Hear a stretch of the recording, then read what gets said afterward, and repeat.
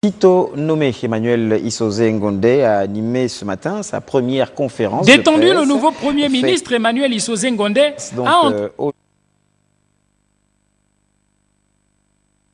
a donc situé les contours de la mission qui lui a été confiée avant bien sûr de s'appesantir sur la configuration du prochain gouvernement.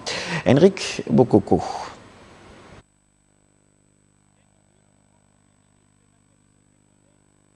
Les journalistes sur les objectifs qui lui ont été fixés par le président de la République. Là-dessus, le chef du gouvernement a indiqué les principaux axes de sa feuille de route. Le discours d'investiture que le président de la République, chef de l'État, a prononcé avant-hier définit clairement les engagements qu'il a pris dans ce sens et constitue, à mes yeux, une véritable lettre de cadrage.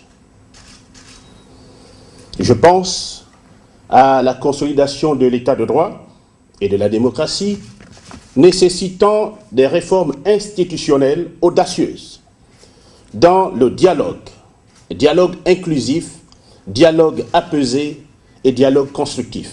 Le Premier ministre est en outre revenu sur la nécessité d'opérer un réajustement de l'attelage gouvernemental afin de traduire en actes concrets la volonté politique du chef de l'État, celle de constituer un gouvernement d'ouverture.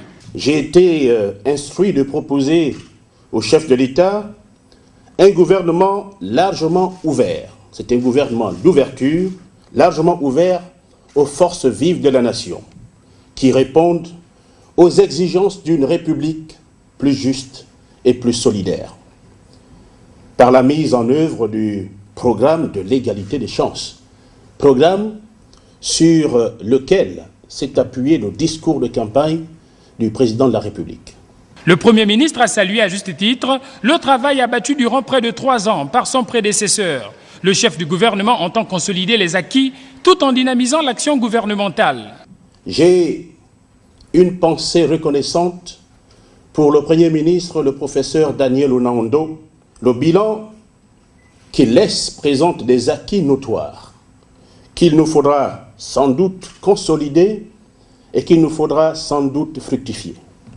Le Premier ministre procède actuellement à des consultations afin d'affiner l'ossature du prochain gouvernement. L'équipe d'Emmanuel Issoze Ngondé sera connue le 2 octobre prochain, un dimanche.